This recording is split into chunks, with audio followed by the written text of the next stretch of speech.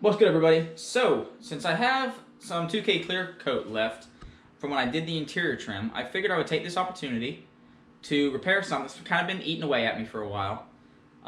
It's one of the first mods I did to the car about a year and a half ago.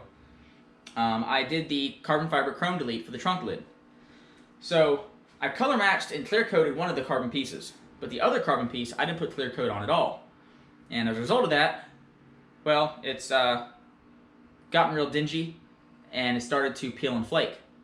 So I've already scuffed it slightly while it was on the car and realized that I'm going to have to remove it to prep it and clear coat it properly.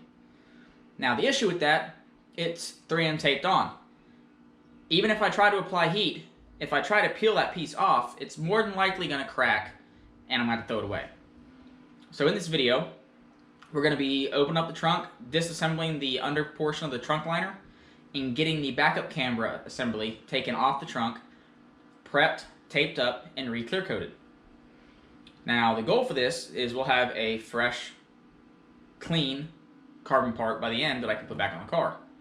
If that is not the case, it's not a big deal. I'm just going to go ahead and order another strip of the silver that I used to do the chrome delete on my door handles, and I'll just wrap it in that and put it back on that way.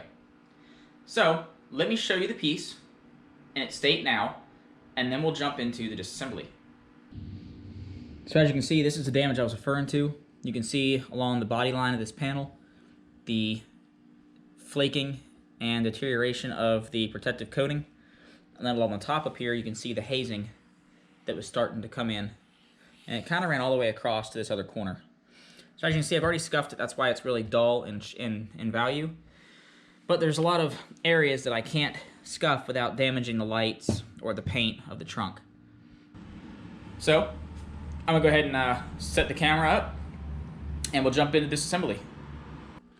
So the first thing we're gonna look at here are the poppers. So these poppers, this is what pushes the trunk open when the trunk latch is disengaged. To get these out, there are two small pins, one right in here and one right in here. If you get in there with a small screwdriver, by pulling it to the left and to the right, you can get in there with a small, tiny flathead and you can pop those out. Once that and that is removed, it's just a series of push pins around the entire diameter of the underskirting. Now, down here, with your pull, this is actually really easy to remove. You don't have to worry about taking the chance of breaking it because it's meant to come out that way. So if you grab it right here and you just give it a little tug and then pull, what happens is there's two pins, and on those pins they have little teeth on the left and right side. Just hold it in place.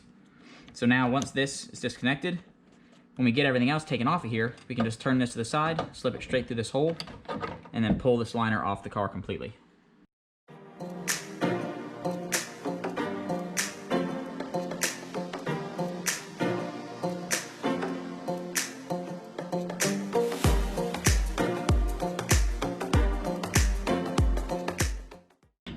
Alright, so one thing that I want to highlight is this handle, the pull handle right here. So the pull handle, there's nothing special about it. It's just 4 pins. Just grab it right here like so and pull down this way to pop these two. And then once you get that out, you can slide it this way and pull it straight down. It's not hard. No chance of breaking it. I'm going to use a small ratchet with a small extension and an 8mm socket. The bolts that are here, and the one over there are all 8mm. So I'm gonna go ahead and knock these bolts loose, take them off, figure out how to get these prongs, these little pins right here, to pop out, and then I'll figure out these final little boots on how to get those out of there. And once I have that solved, I will bring you back in and give you the explanation. Alright, so quick update. So, to help you in ensuring that you don't break these push pins, the push pins have a extender that comes out on all 4 sides of the pin. So you can't get on it with a screwdriver, you can't get on it with a pair of pliers, because you can't contract all 4 pins at the same time.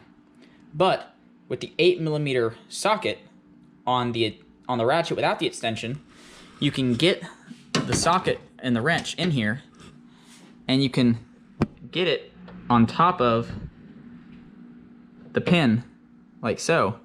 And when you push up and apply pressure, what the socket does, the socket actually compresses all 4 arms of the pin. And what that ends up doing for you, with a free hand, you can come to the top of the car and use some type of non-damaging object to pry these apart while simultaneously pushing up on the pin with the socket. Now, I wouldn't recommend a screwdriver because a screwdriver is going to damage your paint. A plastic spreader could work, or you could just buy a tool that's meant for the job. This is a body panel and trim removal tool. It comes in a pack of 5, and I got them off Amazon. I will link them in the description below, so if you want to purchase a set of these, I highly encourage you to do so, because they are really, really nice, and they do exactly what they're supposed to do. But, moral of the story, put it under, pop it up, while simultaneously pushing down on the arms of the push pin with the socket set at the bottom, and these come out nice and easy. Now, the last thing we had to worry about was getting this piece out were the wiring harness plugs. Now, as you can see, I already have those removed. The wiring harness plugs are actually quite simple. The holes that they route through are very large, so you can actually push and squeeze on the plug until you push it up through the hole, at which point the wiring just comes right out, like so. Now, I have the piece that I need out. Connected to this piece are the license plate lights, the backup camera, and the trunk button to open the trunk manually. Now, the only thing that sucks about this is I have to keep all of this stuff out of the car while this dries and is safe enough for me to put back in the car. So I'm not going to have license plate lights. So driving at night is going to be something I'm not going to be doing for the next 2 days. So I'm going to go ahead and get this taped up and prepped, and then I'll start scuffing it and sanding it down with 1000 grit, and we'll see what condition this is in by the time I get all these weird faded areas removed completely. Hopefully we're not all the way to the carbon by then, but we'll find out shortly.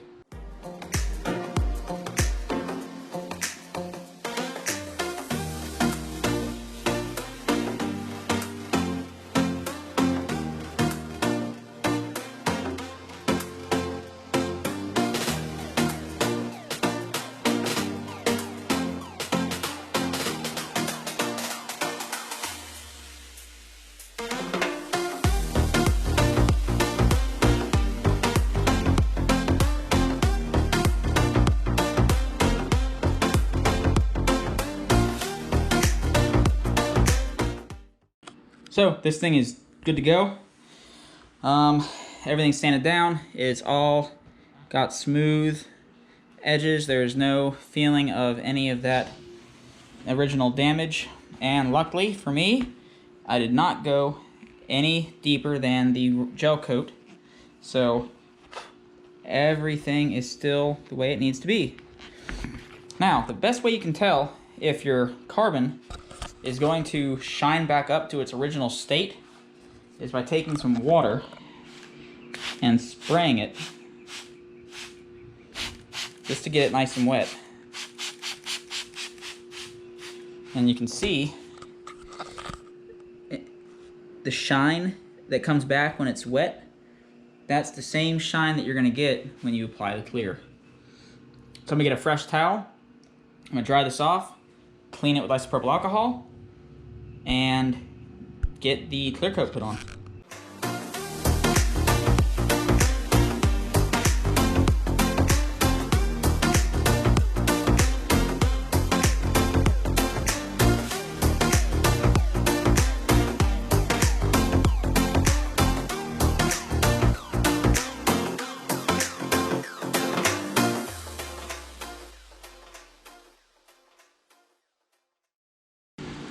Three coats later, in an empty can, the part is done.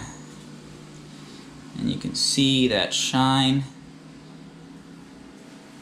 So luckily for me, I won't be wrapping a damn thing on this piece because it turned out mint. So I'm gonna let it sit here and cure, and hopefully tomorrow when I get off work I can put this back in. Everything is put back together. It all looks good, fits well like it's supposed to, and boom, there we go. So this is all I have for this video. If you are enjoying the content and you haven't already been a subscriber, make sure you subscribe, hit that bell notification so you can be notified of any new content that I produce. And I will see you all in the next one.